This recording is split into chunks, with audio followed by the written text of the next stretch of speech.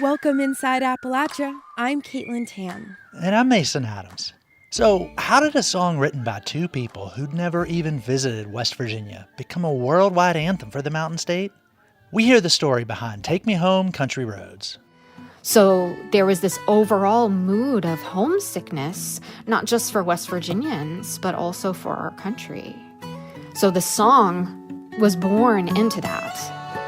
West Virginia, Mountain Mama, take me home. There's a Welsh term for homesickness. It's called hirith. And it's tied to a time in Welsh history when the British pushed farmers off their land. And so many found their way to Appalachia. They brought with them their songs and their folk tales. As time grows near, my dearest dear, when you and I... And indie pro wrestling in southern West Virginia was able to keep going through the pandemic with drive-in shows. I think this year has been a year of people stepping out on faith, trying to get out and do things they normally have never done, do new things. You'll hear these stories and more this week inside Appalachia. Welcome Inside Appalachia. I'm Mason Adams. And I'm Caitlin Tan. Today, we're revisiting some of our award-winning stories from last year. We'll start with a story about a song that you probably know. Take Me Home, Country Roads has been a worldwide anthem since its release in 1971. It's one of the things people connect with West Virginia. But there's a debate about whether the song was really even written about the state. Now, where I live, in the Blue Ridge Mountains of Virginia, people love to claim it. Though I'm never quite sure whether they're being sincere or trolling West Virginians. For the song's 50th anniversary, Roxy Todd spoke with people about what they think. Was the song written about West Virginia? The story she produced won a Regional Murrow Award. Take a listen. Almost heaven, West Virginia. One night in 1970, Bill Danoff and his then-girlfriend Taffy Nivert were hanging out with John Denver, and they played a few verses from a song they'd been working on. Denver immediately said he wanted to record it, as Danoff recalls. It was sort of like an old movie, Why don't we all do it together? And I said, okay, well, we got to finish it. And he said, well, let's finish it. The three of them, Danoff, Nivert, and Denver, stayed up all night finishing the song.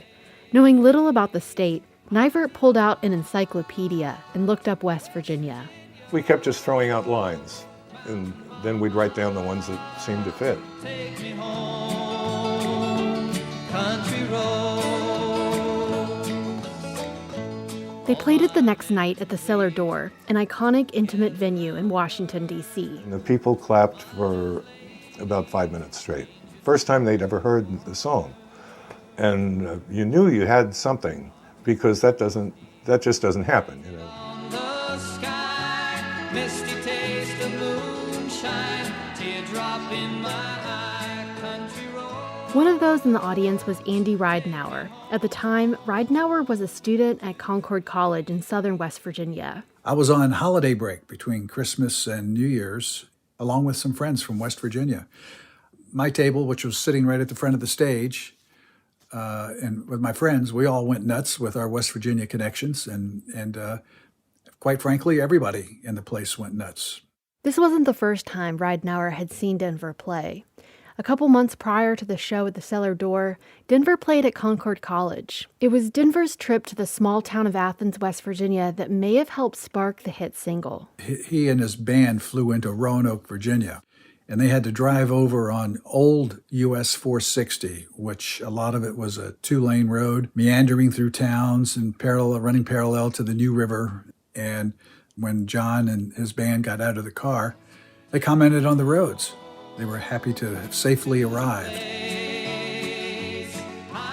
When that single was released later that following summer and became a big hit, John Denver sent us a copy of the album that he autographed, which he said, "Thanks for the inspiration."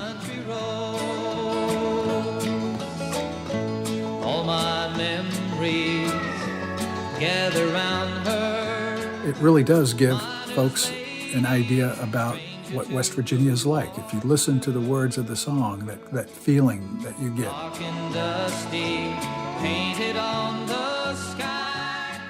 But some say the song does a disservice because it mentions the Blue Ridge Mountains and the Shenandoah River, two geographical features that are mostly associated with western Maryland and Virginia. While the river and mountains do touch a small portion of West Virginia's eastern panhandle, Danoff says he wrote most of the song during a drive through rural Maryland. I was just driving out in western Maryland, and it was kind of countryside that reminded me of my home upbringing in western New England. But Danoff says he does have a connection to West Virginia. Growing up, he spent many evenings listening to the Wheeling Jamboree from WWVA. Jamboree performers entertain folks not only in all parts of this country, but in Canada and even in the Arctic Circle. In the bridge of that song, there's a line, I hear her voice in the morning hour, she calls me. The radio reminds me of my home far away. Driving down the road, I get a feeling that I should have been home yesterday. I'm thinking of that radio. I'm thinking of WWVA and heading toward that radio signal. So there really was a subconscious connection. And as for the geographical issue, when somebody pointed that out, Danoff came up with this answer on the fly. So I thought about it, and I said, well, the guy's going home to West Virginia. He's going through Virginia, and he's passing the Blue Ridge Mountains and the Shenandoah River. Blue Ridge Mountains, Shenandoah River. Sarah Morris is an English professor at West Virginia University. She's writing a book about country roads. She's scoured the internet and read dozens of threads. People all over the world debate what this song is really about. So you can find people saying, well, it's really about Virginia. It's really about Maryland. It was written in Maryland. It's really about Massachusetts because that's where Bill Danoff grew up. So I think lots of states want to own it. And lots of places across the world want to own it, which is why we see bands and musicians taking it up and changing the lyrics to match their homes. The song Country Roads has been recorded in at least 19 different languages and in countless different arrangements. Listen, North Heaven, West Jamaica, Chewy's mountain, shining down the river.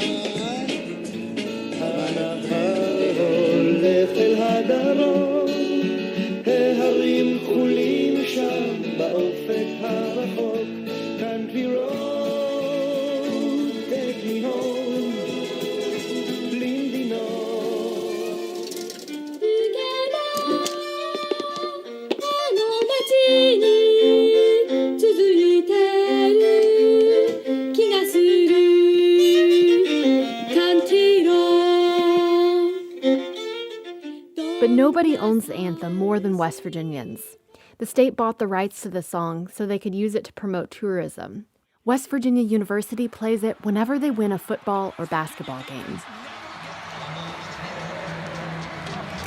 West Virginia. When West Virginia Public Broadcasting put a call out on social media asking people to share stories about the song and what it means to them, we were flooded with emails, which then led to voice memos of people sharing their stories. We had Country Roads play as the last song at our wedding, and actually everyone that we know, all of our friends, every wedding we've been to in West Virginia, they've all also had Country Roads play at the last song at their wedding too. We begged our daddy to get it on 8-track so we could listen in the car and sing along together. It inspired me to save all the money that I earned playing the guitar or singing so that I could afford the same guitar that John Denver played, which was a Guild F512. I still have it today. So it's kind of this cute little tradition that I've noticed amongst our friends or amongst people here in the state. Everyone just gets arm in arm and makes a big circle around the bride and groom in the middle, singing Country Roads at the top of our lungs. It's a great way to end the night. Morris says this song is emblematic of a nostalgia for the past and a desire for something just out of reach. These themes resonate strongly with many folks from West Virginia. There was this huge outmigration of West Virginians to work in industries outside of West Virginia in the 60s. West Virginia per capita lost more people in the Vietnam War than any other state. All of that was happening right around the time the song was released. So there was this overall mood of homesickness, not just for West Virginians, but also for our country. So the song was born into that. Homesickness is universal. Maybe that's why it resonates with people all over the world. Morris compares it to a concept in Welsh culture known as hiraeth. It's this deep, internal, fundamental longing for a place we can never go. And I think there's an element of that in Country Roads, too. She says Country Roads is maybe about a longing for a place that never really existed in the first place. A place which our memories changed over the years. And during the pandemic, that nostalgia has grown even stronger for people, like Sonia Schaefer. She left West Virginia right after high school. She's traveled the world for work. Lately, though, that work has all been remote, so she felt the urge to come back. I could feel the magnetic pull taking me back, asking me why I left, asking me why I'm not home.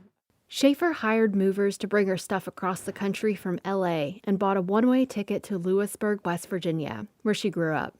She recorded this between flights that were taking her home. Well, today's the day. I'm on layover here in O'Hare with my cat. We made it on our first leg from Los Angeles. We're getting ready to board the flight to Lewisburg, West Virginia here in about 7 minutes. Really, it is. It's Country Roads. Take me home. I'm going home. It's been a long time coming. I slept in an empty apartment last night. Actually played the song a few times. 2 weeks after the move, Schaefer says returning to West Virginia has been basically everything she'd hoped. She takes a walk to a nearby creek every day, and she's enjoying being called honey and darlin'. And when she called the DMV to get her new license plate, she says her heart was flooded with emotion when she heard the hold music. West Virginia, Blue Ridge Mountains, Shenandoah River. For Inside Appalachia, I'm Roxy Todd. Life is older than the tree. So there you go. The definitive history of Take Me Home, Country Roads.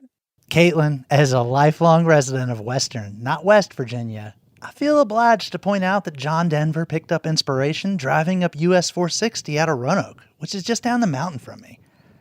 So I'm going to argue that Country Roads is really about Virginia's New River Valley. And that line, Almost Heaven, West Virginia, is with a small W. By the way, Concord University, formerly Concord College, which Roxy mentioned in the story, is an underwriting supporter of Inside Appalachia. Roxy also mentioned a Welsh term for homesickness, hiraeth. It's a special type of longing for a place, a nostalgia. And the people of Wales have entire folktales that stem from that longing. Caitlin's too humble to mention it, but she's a finalist for an award from the Associated Press for a story she produced. It's all about two Welsh storytellers and their fascination with Appalachia. They called it the world turned upside down. In the 18th and 19th century, the British monarchy took over Wales and the Industrial Revolution began. Thousands of poorer farmers were displaced, left with no land or work. So they sailed west, eventually finding themselves in Appalachia. And this continued to happen for hundreds of years. People were displaced from here and then coming over to Appalachia and displacing people who lived there. That's Peter Stevenson, a professional storyteller, artist, and folklorist who lives in Wales. So it's not necessarily a particularly nice story, but there's a lot of folk tales behind that. Each night I suffer for your sake. Believe me, dear heart's true. I wish that you were staying here, or I was going with you. Peter has spent the last few years writing about this complex period in history, about the connection between Wales and Appalachia. The tales have culminated into a book called The Moon-Eyed People. In a way, these old stories help us understand ourselves in the times we're living in, Peter says. Even the title, The World Turned Upside Down, seems pretty familiar right now. I don't think it's too much of a stretch of the imagination to kind of realise we're probably in one of those right now, in a very different way. But it's in a human, emotional level, we're upside down. We don't know what's going to happen in the future. If Peter's voice sounds familiar, we interviewed him for a story last year. He hosted an art exhibit in Morgantown featuring Welsh and West Virginian artists. Peter has family in the Mountain State, which initially sparked his interest in the connections between these two places. He says that through the centuries of immigration, the Welsh and Appalachian folklore have influenced one another. Geographically, they're very similar landscapes, mountains, woods. You have the big rivers, we have the sea, but there's this strong connection between the people and the land.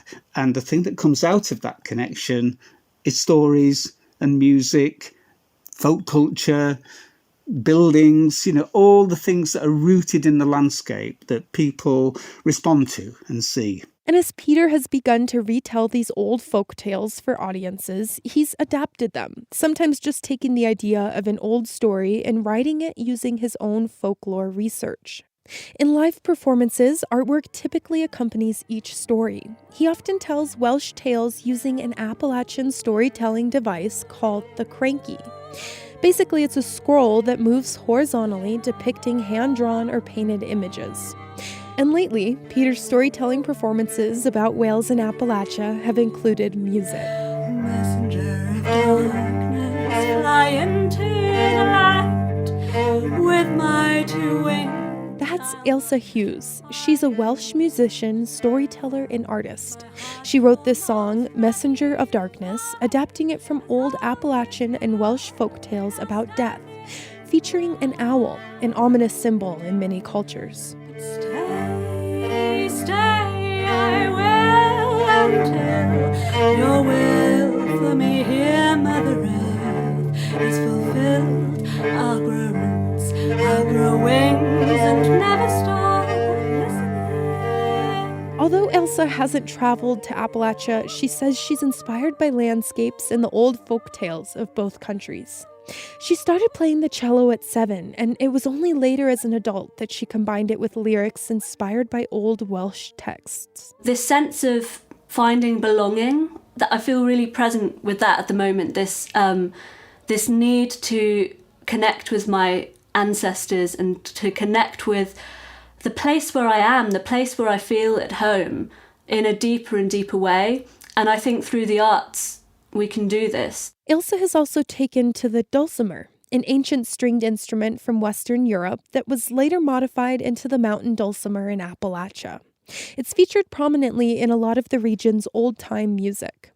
So Ailsa recorded herself playing the dulcimer in her own unique Welsh style across the Atlantic Ocean nearly 4,000 miles away. I can't profess to be able to play this, but I thought, well, I couldn't not play it a little bit for you.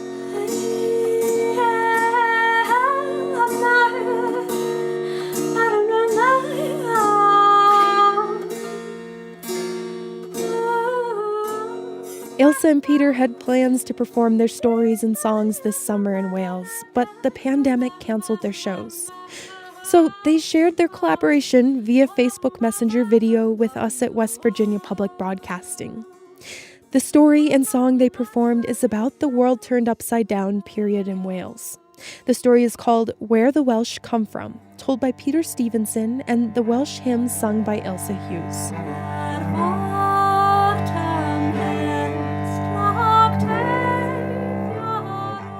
200 years ago, Mynydd Bach, the little mountain here in Ceredigion, not far from where I'm sitting now, on the west coast of Wales, was a poor land.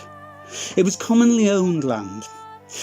The people scraped a living by digging peat, they quarried stone, and they kept goats and chickens. One of these was a young man called Jackie Ivan, who lived with his mother and father in a thinly thatched stone cottage.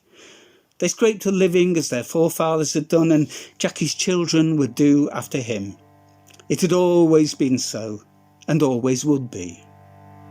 But this was 1819, when commonly owned land was being fenced off and sold to raise money to rebuild the king's warships lost in the wars with Bonaparte.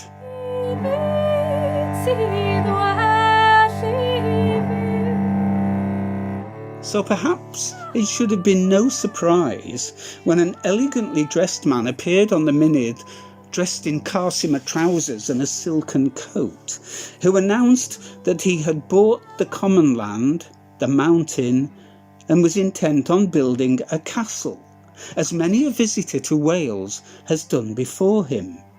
His name, and he had a fine name, was Augustus Brackenbury, a gentleman from Lincolnshire who had earned his money in the salt trade. The locals stared at him. They're very good at staring round here, particularly the children and the sheep. Nothing stares better than a Mynydd Bach sheep. Augustus thought they were rude, but in truth, he was speaking in a language they didn't understand, because they only spoke Welsh. Augustus Brackenbury built a house for himself to live in while he designed his castle. When, with just the roof slates to add, he woke up one morning to find it had burned to the ground. And there, standing behind him, staring, was young Jackie Ivan.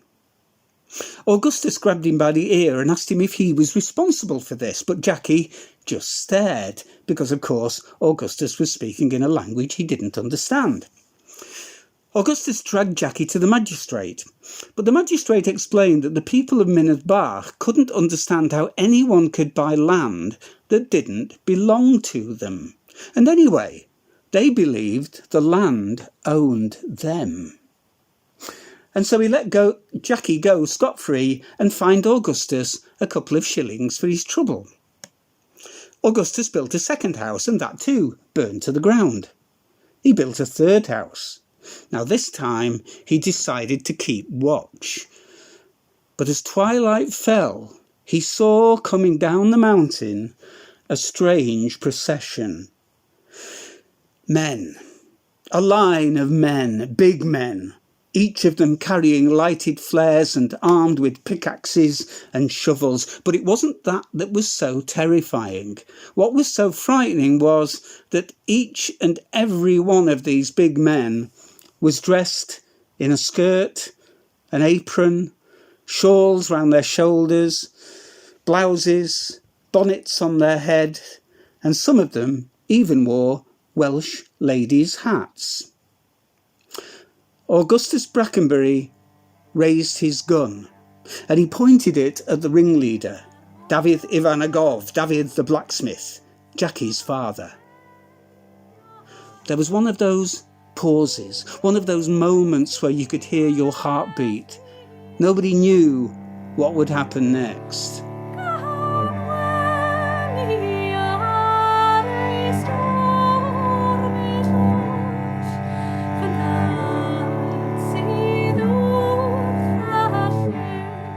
But Augustus lowered his gun, because how ridiculous would it be shooting a man in a frock? So they burned his house to the ground. But Augustus refused to move, so they had to drag him out, and his coat buttons were as hot as roasted chestnuts. Augustus was furious. This was war, revel. Augustus brought in watchmen and imported stone and timber from Scandinavia. It took him several years, but by 1826 he finally built his castle. It had a moat, towers, and crenellations and turrets. The locals had never seen anything like this before, but they were impressed. They were craftspeople, of course. They recognised fine workmanship. But then one night, Augustus was called away on business. Young Jackie Ivan blew his pibcorn, a pipe. The parson rode round on his horse, and word soon went round the Mynydd and they answered the call. They came. Some say 600 of them. Some said 1,000. They came from Llangwrifon, Llanillard and Lledrod. Big, strong men, all of them dressed in skirts, aprons, shawls round their shoulders, blouses and bonnets, one or two in Welsh ladies' hats, and in one single night, the big boys of Treventer knocked Augustus's precious castle to the ground. When Augustus came back, he really didn't know whether to cry or scream. But in fact, he ordered the arrest of every man, woman, child and sheep on the mountain. And Jackie's father, David, was taken to the assizes in Cardigan and put on trial. But the case was dismissed because Augustus insisted that the proceedings were held in English so that no one on the jury could understand a word. So David was let off scot-free. The battle over land rights and enclosures lasted for 10 years and is known here as Rhyfel y Sais Bach, the War of the Little Englishman. No one died in the war. Carts were thrown into lakes, people were bruised and frightened, and many more houses were burned down to the ground. And now, if you go to Mynydd Bach, you'll see a little mound covered in grass, which is all that's left of Augustus Brackenbury's castle. So who won the war? Not Augustus, because by 1829 he left and never returned. Nor the people, because they had no land, no way of earning a living.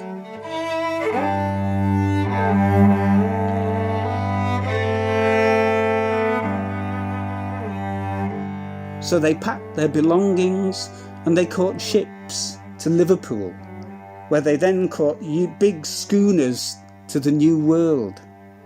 They crossed the Alleghenies to the old Welsh settlement fort at Pittsburgh and then sailed down the rivers, the Ohio or the Monongahela. So maybe the land itself won the war. Though if you go to Mynydd Bach now, there are stone walls and barbed wire fences everywhere. And there are now wind turbines planted amongst the ruins of the old peat cutters' cottages. So who won? Well, if anyone won, it was the land itself. For the land is still there. And in time, walls and fences and even wind turbines will fall to the ground. And that is the story of Rhyfel y Sais Bach.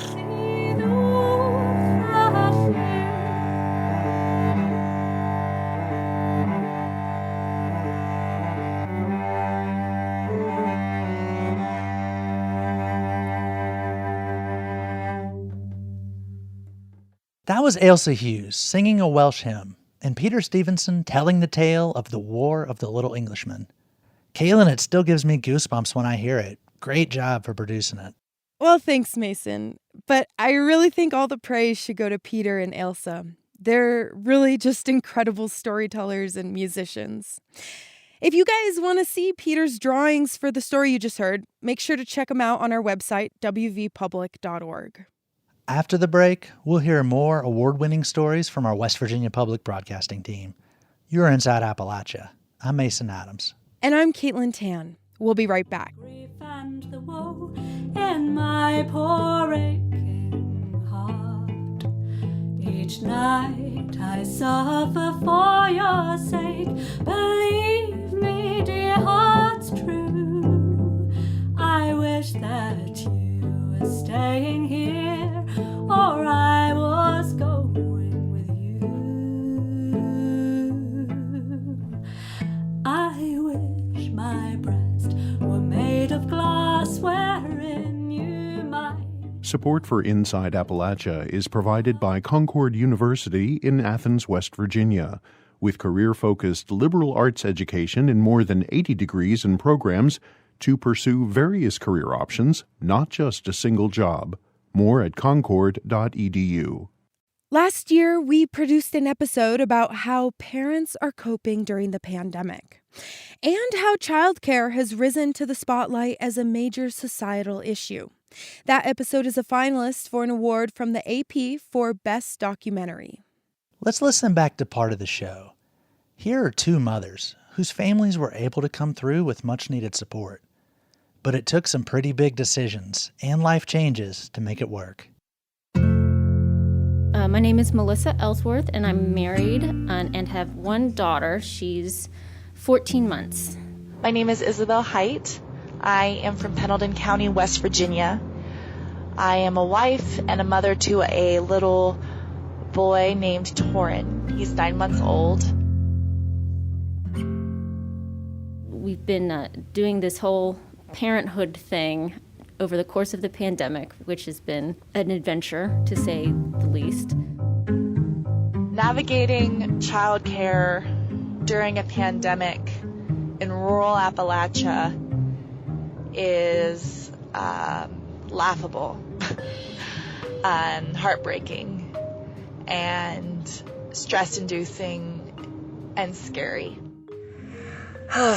This might sound bad, but sometimes I sit at the end of my driveway on my way home from work and just sit in my parked car to just get 5 minutes of just mindless sitting so I can just take a moment before I go into the house. Yes.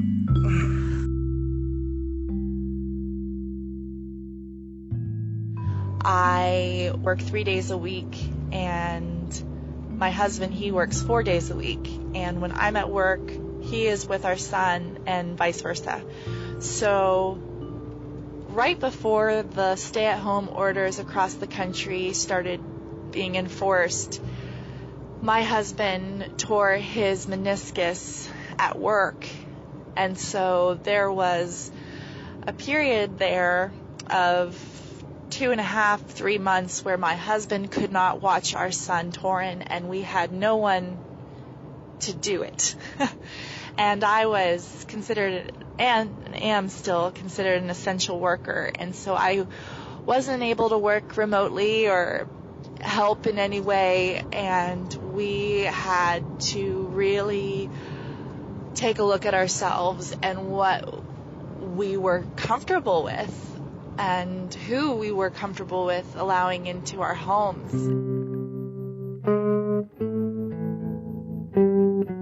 I lived in Morgantown, West Virginia, up until July of this year. We had a nanny, but when COVID kicked up, there were some moments when we were afraid of exposure. We all decided, to sort of wait it out. And then that timeline kept getting longer and longer and longer as the pandemic grew. It never really got better. My parents wanted to help because I was increasingly becoming stressed. We both had demanding jobs, and we were just really struggling with providing a good environment, a learning environment for the child. And my parents also really wanted to spend time with their only grandchild. My parents lived 2.5 hours away, and his parents lived in North Carolina. So they would take turns coming up during the week and would come and help. My mom would come and do an overnight, do a couple days. My dad would come up for a day.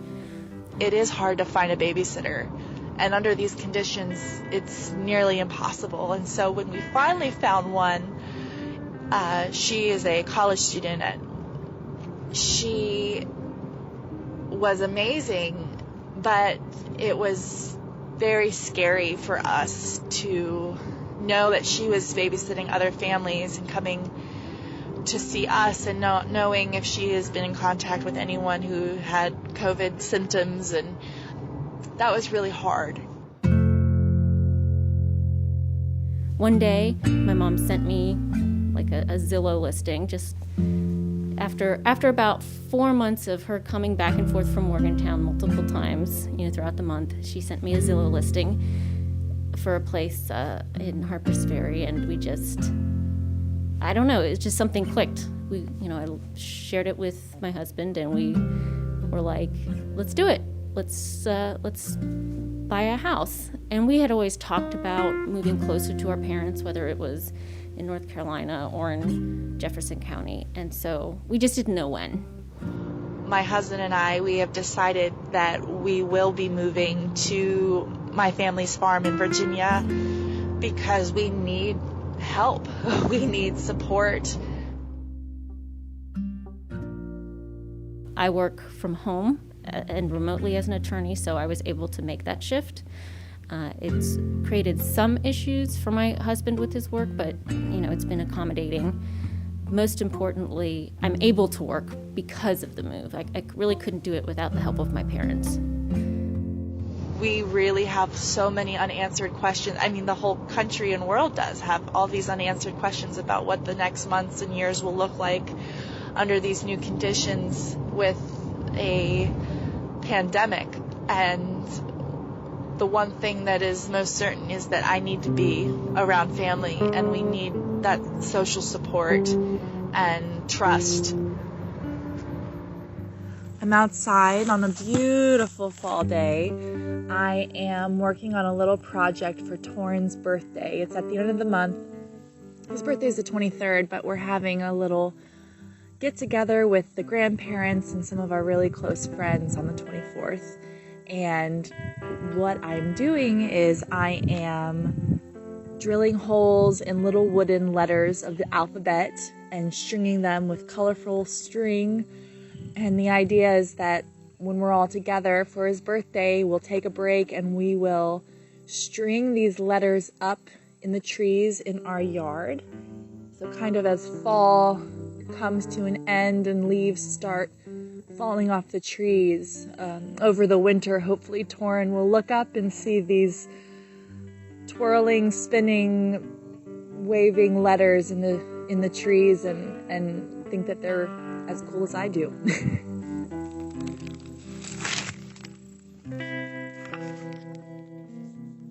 That was Isabel Height and Melissa Ellsworth, two young mothers who moved closer to their families last year to get help with childcare.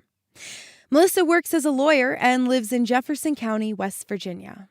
Isabel is now working toward her counseling license. She and her family are still living on her family's farm in Rappahannock County, Virginia.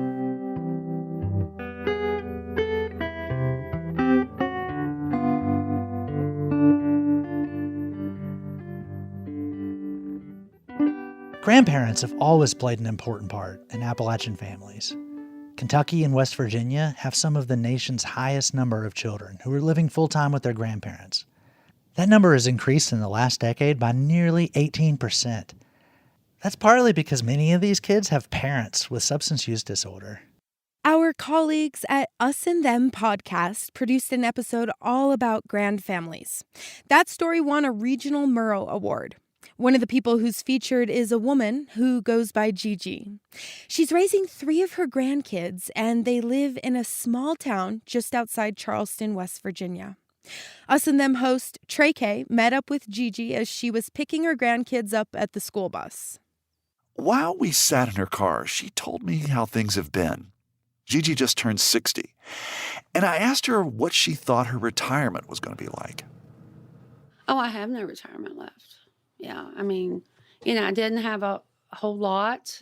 And then, what I did have, I've had to cash in, so many times for this, that, or the other.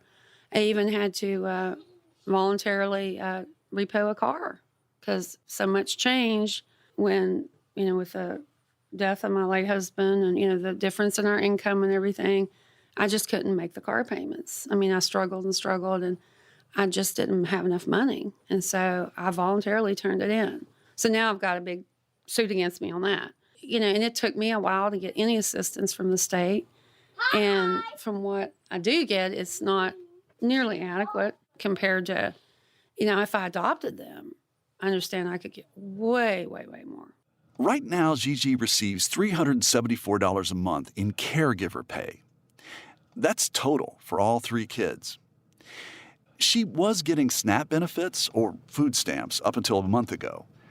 But then she started drawing survivor benefits from her late husband's Social Security. Now Gigi's income is above the limit to receive food assistance. I asked Gigi, what's stopping her from adopting her grandkids? Turns out, it's her daughter. She refuses. She said, I will not sign over my parental rights. Does she resent you?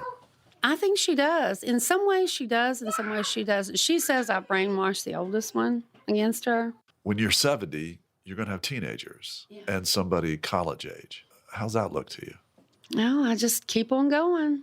I just do everything I can to try to take care of myself and to try to, that's why I had to quit my pharmacy technician job because of the crazy hours at the hospital and, long hours, mandatory overtime, mandatory different shifts.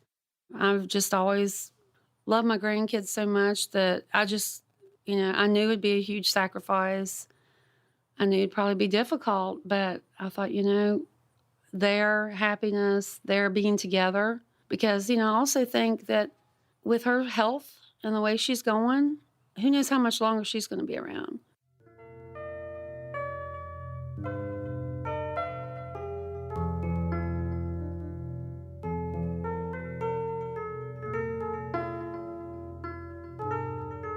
So I'm here. This is a pretty big house, and I just want to make sure that I understand. Are you tending to these 3 children alone? Do you have a partner? Do you have somebody else in your life? It's just me. I have started seeing a gentleman that is also in a similar situation. What do you mean? He's raising a granddaughter.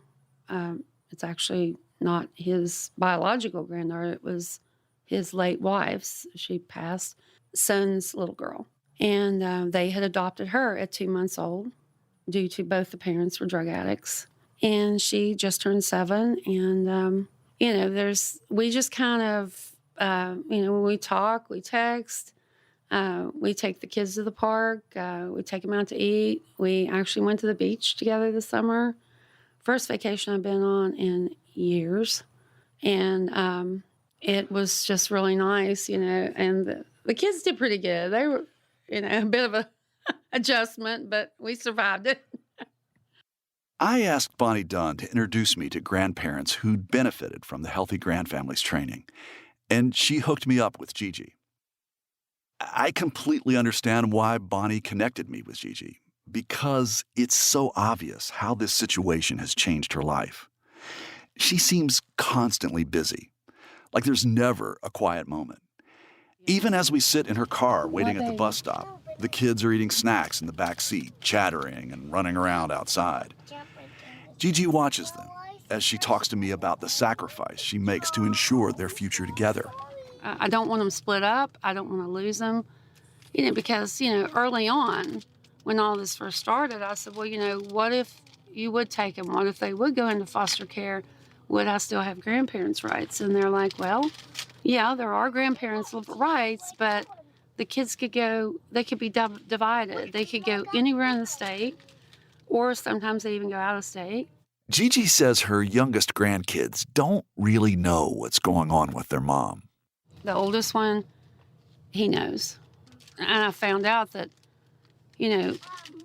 Mommy would go in a room and lock the door, and he'd have to bang and bang and bang, finally get her attention. And to get, Mommy, I'm hungry, and this, that, and the other. And finally she'd come out and feed him. And, she never harmed them. As far as like beating them or, anything like that. But it was just more of a neglect, not caring to their needs and being, on the phone arguing, paying more attention to looking for a next fix, I guess, than the kids, and just doing the very bare bones minimum.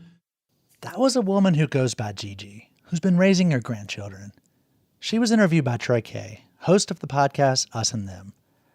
Trey also reported on a program at West Virginia State University called Healthy Grandfamilies.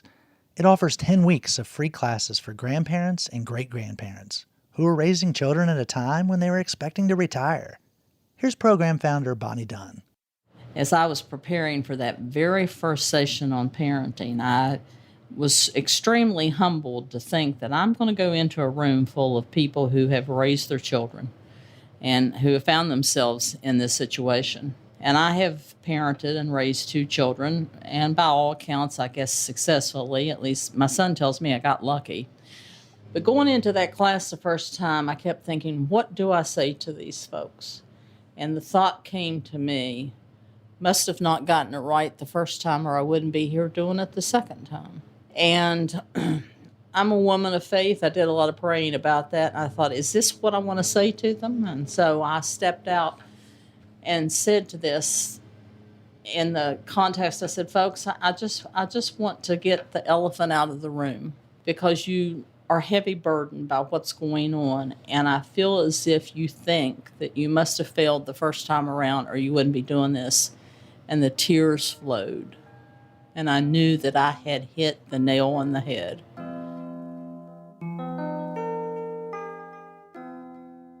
That was Bonnie Dunn, who helps teach a course for grandparents who are raising grandchildren. It's part of a program called Healthy Grandfamilies.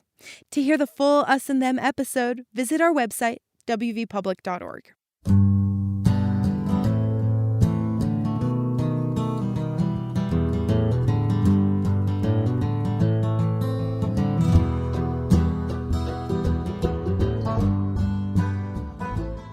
For our final story, you've heard of drive-in theaters and drive-in restaurants. We even saw churches during the pandemic do drive-in services. But how about drive-in pro wrestling? Last summer, when most public events were shut down due to the pandemic, the All-Star Wrestling Company in Boone County, West Virginia restarted its shows. And they did them outside. Reporter Emily Allen went and brought back this story. Normally, these wrestlers fight indoors at venues like the Madison Civic Center.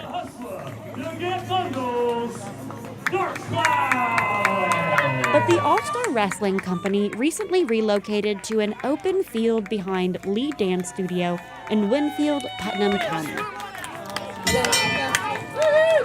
By 7 p.m., at least 50 cars surround a wrestling ring. They have someone in between matches come out to spray and wipe down the red padded corners. Loud rock blasts from a stereo system at the front of the ring.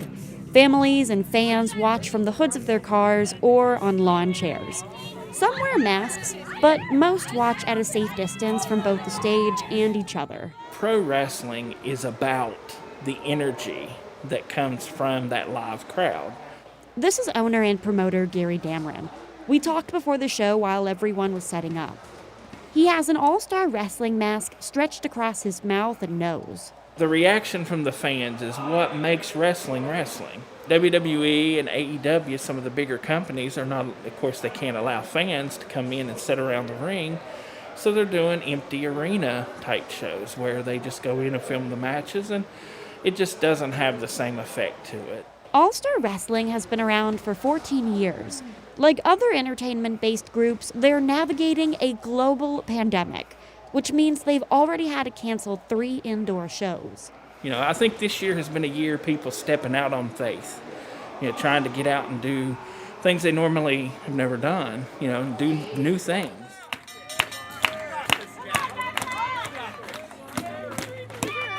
The show Saturday night featured mostly local wrestlers and wrestling personality Vicky Guerrero from AEW, All Elite Wrestling. Fans like Ben Music and Al Scott from Portsmouth, Ohio arrived hours early. I've watched wrestling in 17 states now, I think. And West Virginia's up there. It's probably like in the top 5. Scott's been to other shows this summer, including a show from IWA East Coast at the Milton Fire Department last weekend. Because I think they drew about 180 people, is Yeah. what the Facebook said, and usually that crowd, maybe like 100. 100 at the most. Yeah, I think people are stir crazy. They want to get out and watch wrestling. So. The wrestlers also were happy to be back, like Casey Shingleton, aka wrestler Kirk Blackman. It's just nice to see everybody because I haven't seen any of these guys in 4 months. Blackman wasn't in the ring Saturday night, but was there to cheer on fellow wrestlers. So many people just have nothing to look forward to. Some people aren't back at work yet. Some people are laid off. They have nothing to do. Everything seems hopeless. So I guess the importance of this show is just to make sure that people are entertained and make sure that everybody goes home with a smile on their face.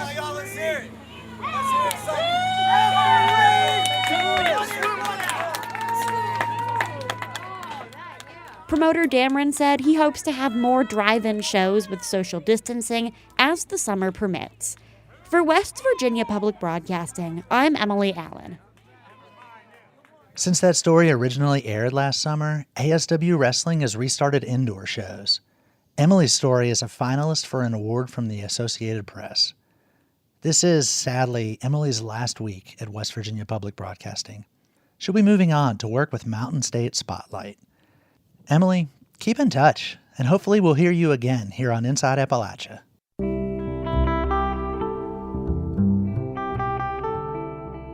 Well, Mason, I gotta say, it was really great re-listening to all those stories again, and I can see why they've won awards. And what amazed me the most is just the diversity of our stories, right? Like, there's indie pro wrestling, and then Peter and Elsa from Wales, and then a story about Take Me Home Country Roads, so a little of everything. What were your takeaways? Yeah, and in so many ways, it speaks to the core of what we do here at Inside Appalachia. Like childcare, family straining under the weight of this pandemic, it's been one of the most important stories in this region over the last year. The one thing that strikes me the most about listening to these is just that it makes me look forward to sharing more stories about Appalachia, more stories about its people with our listeners. Absolutely. Well, I guess until next time, thanks for joining us as we journey throughout Appalachia.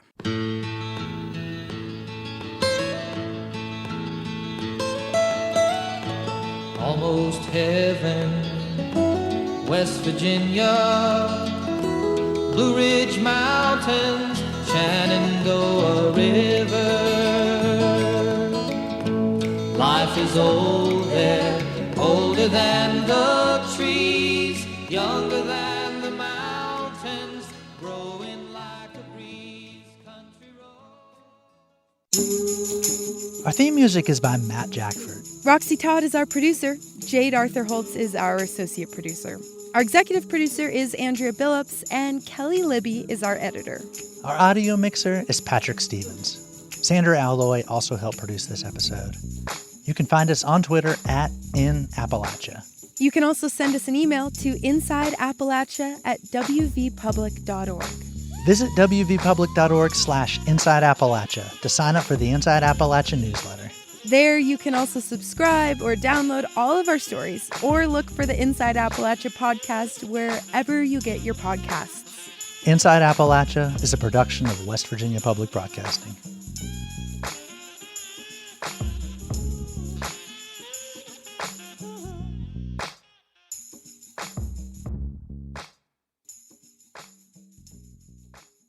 Support for Inside Appalachia is provided by Concord University in Athens, West Virginia, with career-focused liberal arts education in more than 80 degrees and programs to pursue various career options, not just a single job. More at concord.edu.